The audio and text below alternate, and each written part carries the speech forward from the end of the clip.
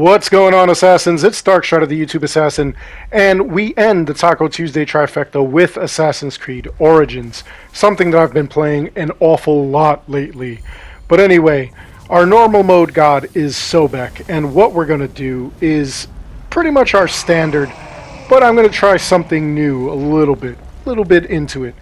So anyway, as always, we want to avoid getting too close to him because he obviously has that force field around him. We don't want to be too far from him because if we get too far, we're going to go outside of the arena at about, ooh, that guy got yeeted, at about 75, 50, and 25% of his health.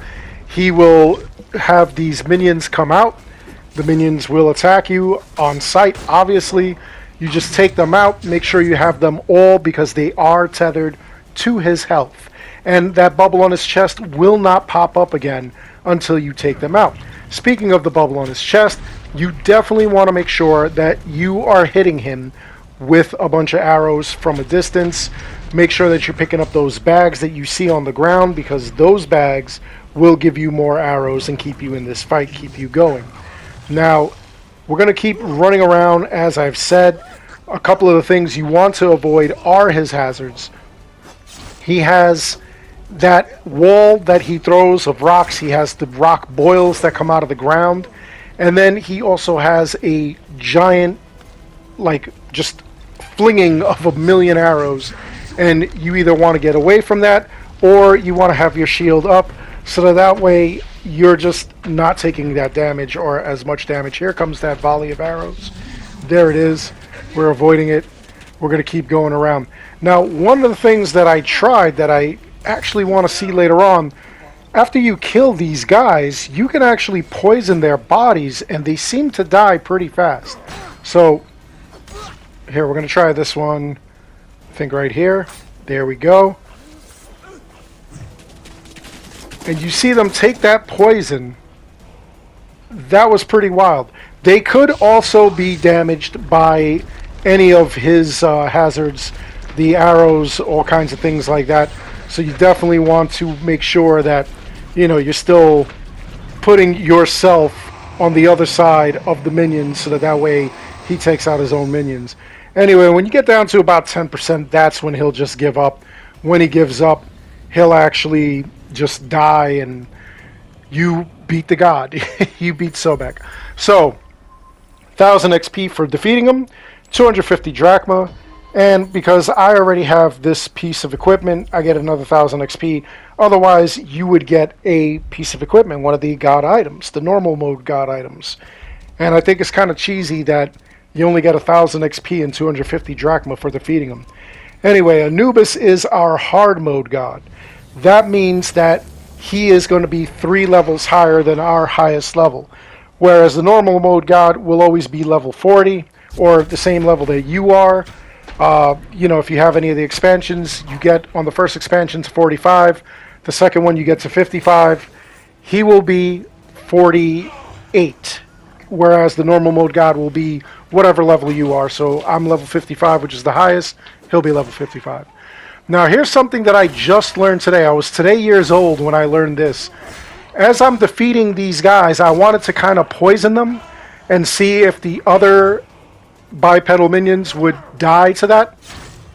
What do you notice is going on as I'm killing them? As I'm killing them, they are just turning into those giant bubbles, those bubbles on the ground of flame and shadow. I never noticed that until today when I was trying to poison the bodies to see if I could kill them faster by just poisoning them. He's got the hazard where he throws that fire and shadow wall. He has the minions that pop up at 75, 50, and 25% health. Here, look, killed that guy. He's going to turn into a circle of shadow. Look at that. I never noticed that until today. That is so wild. He has these bone cages. And then he also has those wolves or those jackals that he sends that are on fire. These two guys that are coming. And those guys could actually kill the bipedal minions, which is pretty wild. Never noticed that those things turn into the fire and shadow things that you see on the ground. So that might be a good strategy to kind of lure any of your enemies towards that, so that way they take that hit rather than you. At about 25% health, Anubis will drop these jackals that'll come out. Just take them out real quick. They do the same thing. They turn into like little shadow puppets or whatever, which is pretty wild.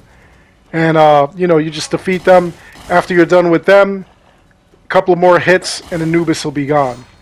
But again, you want to make sure that you got all those tethers. Pay real close attention, because you don't know how many times you'll see something like that and they'll disappear. You'll try to figure out why you can't attack Anubis's bubble, why it's not popping, and it'll be because those guys are like nowhere to be found. So just pay really, really close attention. Absolutely amazing though. Anyway, upon completing it, you get another 1000 XP, 250 drachma, and a god item, or because, like I said before, I already have the item, I get another 1000 XP. And as I always say, they should make that a lot larger of a reward. Anyway, in every town, including the expansions, you will find Redda, except in the afterlife. And he will give you a daily quest. It's always going to be something wild. Even in this different area, it'll still be similar to what he's given you in the main game. This one is missing worker. We're going to have to find the guy. And I think it's a lot easier in this one. I think because the map is not as vast as the main campaign, so it might be a little bit easier to get these here. And then, like there's enemies here. It's a bunch of leopards that I'll just take out real quick. It's like 3 of them. And there's the guy right there that we're looking for. It's real easy. There's like no climbing involved. Everything is pretty much flatlands. But there we go. We took him out. This is in the Valley of the Kings for the Curse of the Pharaohs DLC. So now that I found the guy and I confirmed that I found him, I'll go back to Reda, see what he's got for me. He'll give you 1500 XP and he'll give you a Heka chest. There it is.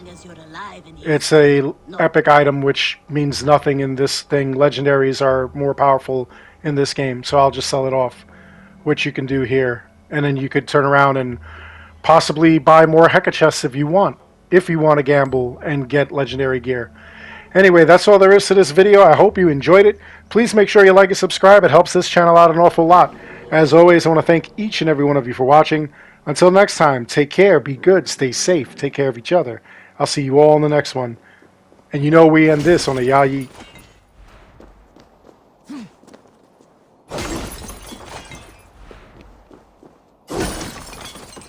Ya-yeet!